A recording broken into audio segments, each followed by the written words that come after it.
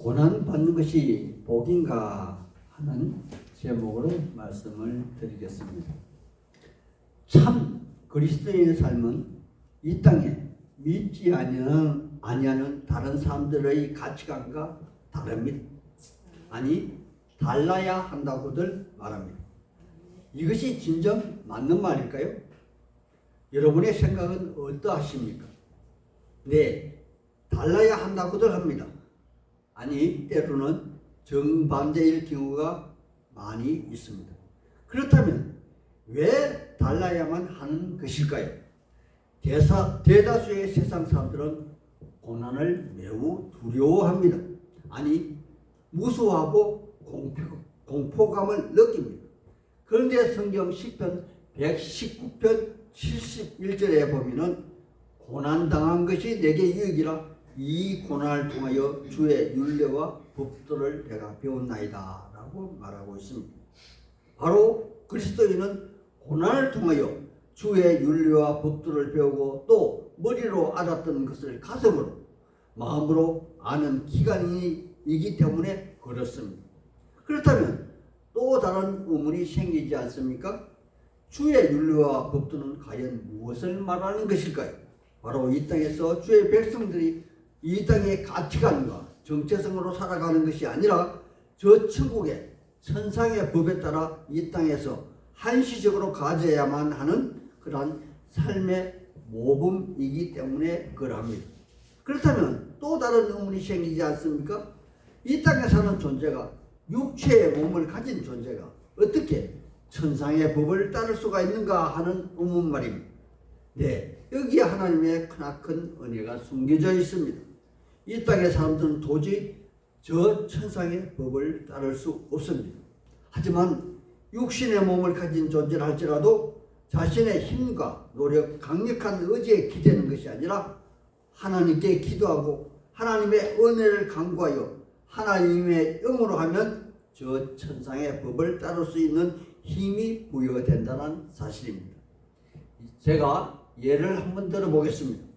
사도행전 16장 22절 이하에 보면 바울과 실라는 빌립보에서 점치는 여종을 낳게 함으로 매를 심하게 맞고 감옥에 갇혀 있을 때 그들은 원망하고 미워한 것이 아니라 오히려 하나님께 찬송하고 기도함으로 옥문이 열리고 그들의 착구가 풀리는 그러한 사건이 나타났습니다.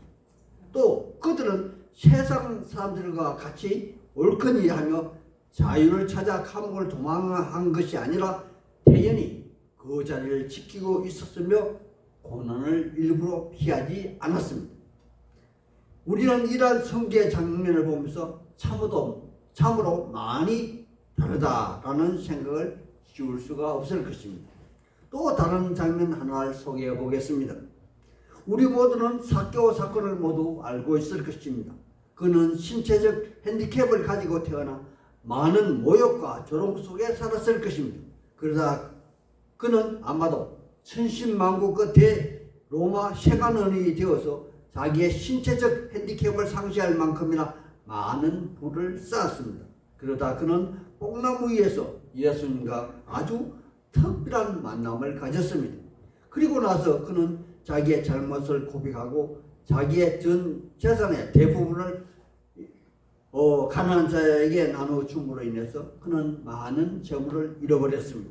바로 이 장면에서 많은 세상 사람들이나 초보 믿음의 사람들이 가지는 선입관, 즉 예수를 믿으면 재물이 쌓이고 명성이 높아지기를 원하지만 여기 삭개오는 전혀 다른 방향으로 가고 있다는 것을 우리는 발견하게 되고 적지 않게 당하는 모습일 것입니다. 바로 참 그리스도 교인은 이러한 삶을 살아야 한다고 저는 생각합니다. 여기 베드로 사도는 한 발 더 나아가 스스로 선택한 고난이 아니라 외부적으로 무차별적으로 밀려오는 임박한 고난에도 여기 자발적 고난에 참여한 자들과 똑같이 선을 위한 고난에 적극 참여라 라고 건면한 모습을 보이고 있습니다. 악을 악으로 욕을 욕으로 갚지 말고 도리어 복을 빌라 너희가 이를 위하여 부르심을 받은 것이 아니냐라는 반문의 모습이 3장 9절에 기록되어 있으며 여기 13절을 시작하면서 또 라는 말로 선을 위한 고난을 반복하여 설명하고 있다는 것입니다. 그렇다면 그리스도의 믿음의 주체인 하나님과 메시아는 주님이 힘이 없어서 무능해서 이러한 일들이 일어나는 것일까요? 그것은 아닐 것입니다.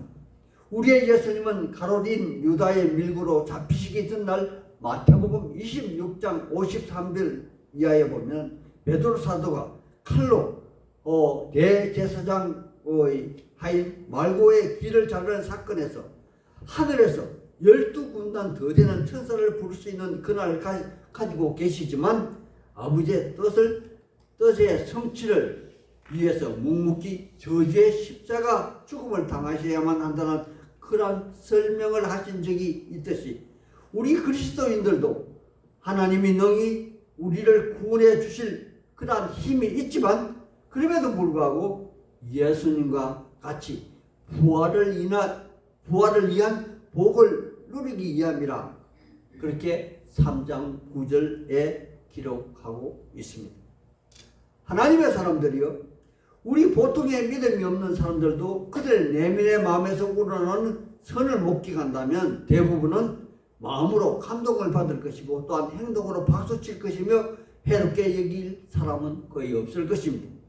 이와 같이 우리 진정한 그리스도인이 예수님의 삶을 따라서 그분이 마태복음 5장 10절 이하에 그 산상수훈에서 밝힌 것처럼 의를 위하여 고난당한다면 천국이 그들의 것이 될 것이며 천국에는 천상에서 복이 있다 밝힐 것을 우리는 기억할 것입니다.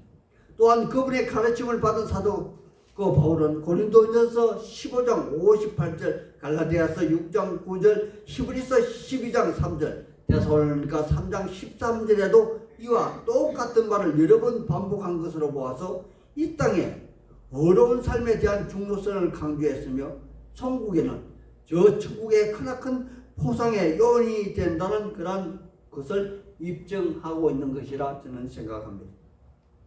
그렇다면 하나님의 사람들이요, 지금 그들 앞에 놓인 고난 역시 우리의 상상을 초월할 정도로 실로 엄청난 것일 것이고 때로는 그들 자신의 육체적 생명을 내놓아야만 할 정도로 강도가 힘이 크실 것이 분명하지 않습니까? 그래서 베드로 사도는 그들의 심각한 고난을 바라보며 하늘의 상급을 바라보며 여기 14절에 고난을 주는 자들이 두려워하는 것을 두려워하지 말고 근심하지 말고 마음속에 소망을 정리하여 대답하며 온유하게 대하되 하나님을 경외함으로 두려워하라고 그렇게 당부하고 있는 것을 봅니다. 하나님의 사람들이요, 지금 이 말은 일찍이 사도 바울이 로마서 8장 31절에서 35절에 보다 상세하게 피력한 바가 있어서 제가 발치에 찾아서 읽어드리겠습니다. 로마서 8장 31절에서 35절입니다. 그런즉 이 일에 대하여 우리가 무슨 말을 하리요? 만일 하나님이 우리를 위하시면 누가 우리를 대적하리요? 자기 아들을 아끼지 아니하시고 우리의 모든 사람을 위하여 내주신 이가 어찌 그 아들과 함께 모든 것을 우리에게 주시지 아니하겠느냐? 누가 하나님께 택하신 자들을 고발하리요? 어렵다 하신 이는 하나님이시니 누가 정죄하리요? 죽으실 뿐만 아니라 다시 살아나신 이는 그리스도 예수시니 그는 하나님 우편에 계신 자요 우리를 위하여 강구하시는 자시니라. 누가 우리를 그리스도의 사랑에서 끊으리요? 환난이나 공고나 박해나 기근이나 적신이나 위험이나 칼이랴. 아멘. 이 말은 몸은 죽여도 영을 어찌할 수 없는 자를 두려워하는 것이 아니라 몸과 영을 함께 멸할 하나님을 두려워하라는 그런 다른 말의 표현일 것입니다. 그러므로 16절에 악으로 대하는 그들에게 선한 양심으로 그들을 축복하라 권면하며 또다시 임박한 고난 때문에 마음을 다잡지 못한 베드로 사도는 다시 한 번 더 선을 행함으로 고난당하는 것이 악을 행함으로 고난을 당하는 것보다 낫지 않냐 반문하며 우리의 예수님이 순환을 당하신 모습을 떠올리게 합니다. 18절입니다. 우리 18절 말씀 같이 한 목소리로 읽어보겠습니다. 18절 찾았습니까?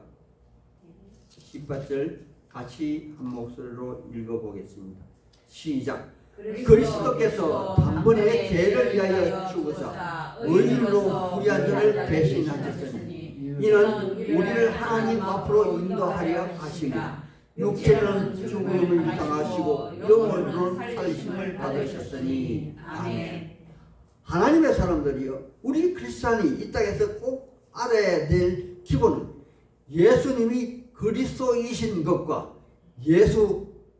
그리스도이신 예수를 믿으면 예수님의 공로로 천국을 가며 영원한 생명을 얻는다는 사실입니다. 아멘.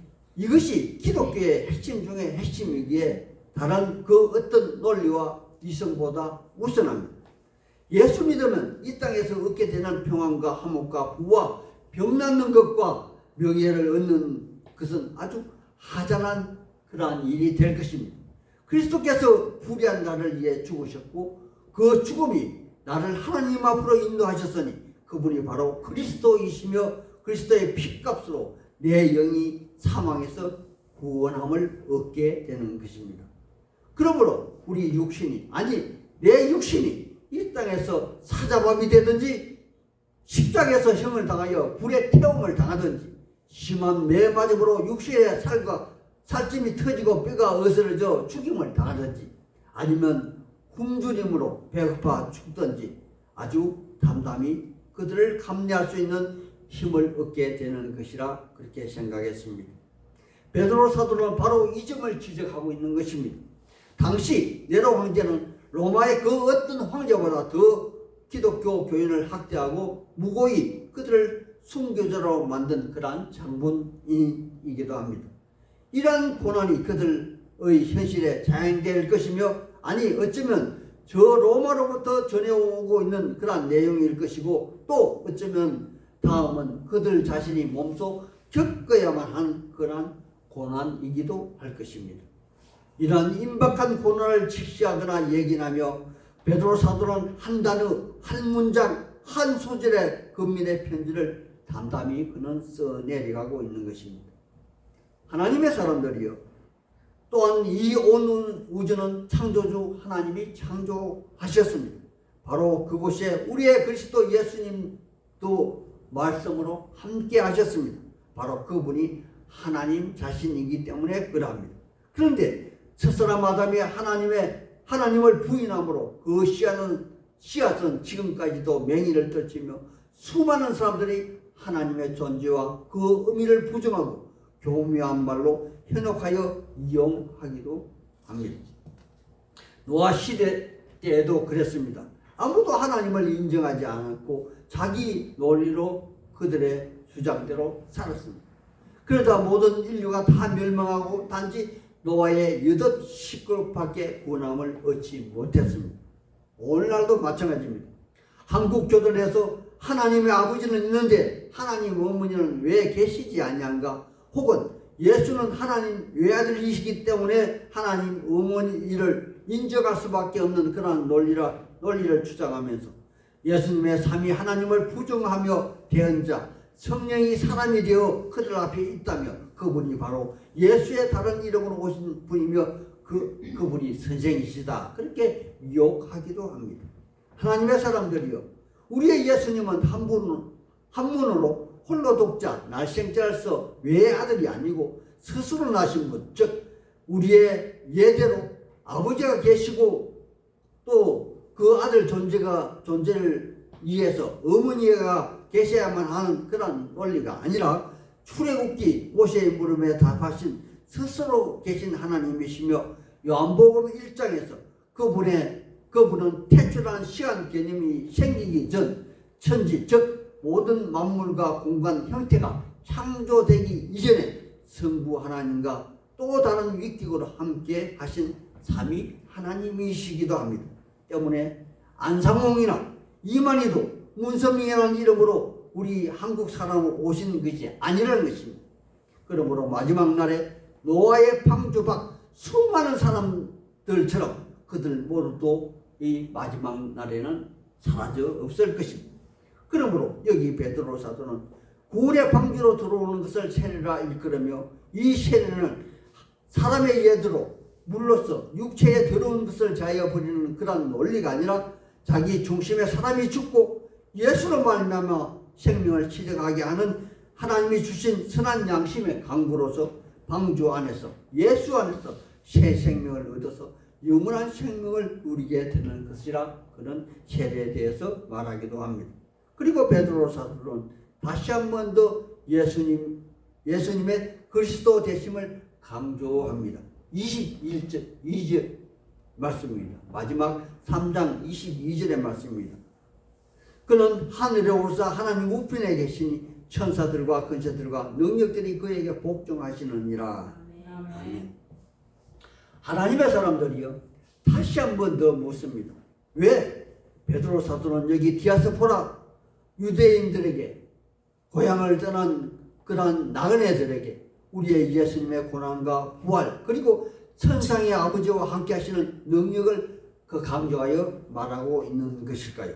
바로 임박한 엄청난 고난 앞에서도 우리의 예수님의 표본을 바라보며 천상의 영원한 삶을 꿈꾸고 소망하고 그렇게 말하고 있는 것은 아닌가요? 이제 말씀을 마치려 합니다. 우리 그리스도는 이 땅의 사람들과 신분이 다릅니다. 아니 생각이 다른 사람들입니다.